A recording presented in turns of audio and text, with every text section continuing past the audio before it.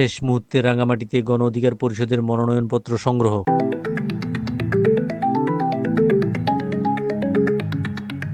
গতকাল 28 ডিসেম্বর বিকেলে 299 রাঙামাটি সংসদীয় আসনে মনোনয়নপত্র সংগ্রহ করেছে গণ অধিকার পরিষদ রাঙামাটি জেলা শাখার আহ্বায়ক ও পরিষদের মনোনীত প্রার্থী এম এ বাশার।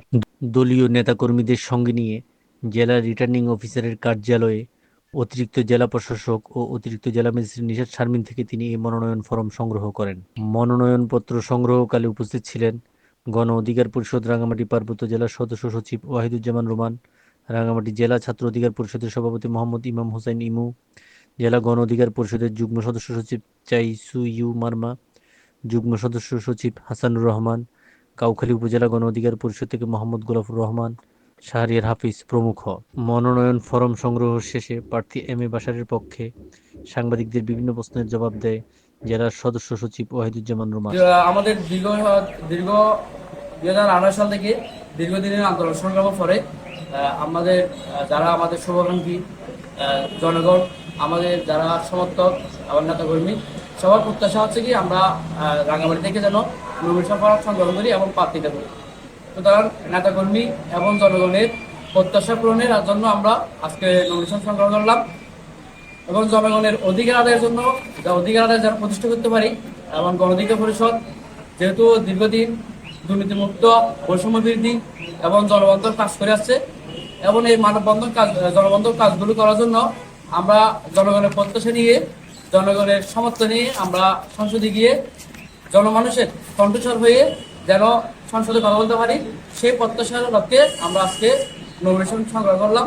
আগামীকাল আমরা হয়তো নমিনেশন ফর্ম আমরা জমা দিব। আসন্ন নির্বাচনে আপনার দৃষ্টিতে অত্র আসনের প্রধান সমস্যা কি? আপনি কি মনে করেন সামনে সুষ্ঠুভাবে নির্বাচন অনুষ্ঠিত হবে? আপনার ভোটারদের জন্য আপনার বার্তা কি? আমরা প্রথম হচ্ছে কি, যেহেতু আমরা দীর্ঘদিন বৈষম্য বিরোধী এবং রাঙামাটি যেগুলো বৈষম্য হচ্ছে, মানুষের জনকাঙ্ক্ষা পূরণ হচ্ছে না। দীর্ঘদিন ধরে এখানের জনমানুষের প্রত্যাশা যেটা ছিল রাঙামাটির বিভিন্ন উন্নয়ন, দুর্নীতিমুক্ত এবং রাঙামাটির মানুষের যেন প্রতিটা মানুষের কণ্ঠ হয়ে যেন সংসদে কথা বলে, সেটা দীর্ঘদিন ধরে হয় না। রাঙামাটিতে আপনারা জানেন 14-এর অধিক এখানে জনগোষ্ঠী বসবাস করে। রাঙামাটিতে আমরা গণ অধিকার পরিষদ সকল মানুষের কণ্ঠস্বর হতে চাই। সেজন্য আমরা আশা করছি আমরা মানুষের কণ্ঠস্বর হতে পারবো এবং মানুষের জনসমর্থন নিয়ে আমরা খুবই কনফিডেন্ট। কারণ দীর্ঘদিন ধরে আমরা রাজনৈতিক মাঠ পর্যবেক্ষণ করে আসতেছি এবং ফিল্ড ওয়ার্কে আমরা বুঝতে পারতেছি আমাদের আসলে এখানে প্রার্থী করা উচিত।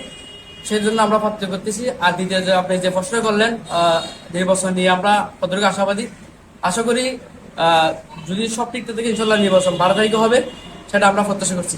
আজ আসন্ন ত্রয়োদশ সংসদ নির্বাচনের প্রার্থী হিসেবে মনোনয়নপত্র জমাদানের শেষ তারিখ। আর ঠিক এর আগের দিন মনোনয়নপত্র সংগ্রহ করে আজকের মধ্যে মনোনয়নপত্র জমা প্রদান হতে পারে এই প্রার্থীর সবচেয়ে বড় চ্যালেঞ্জ।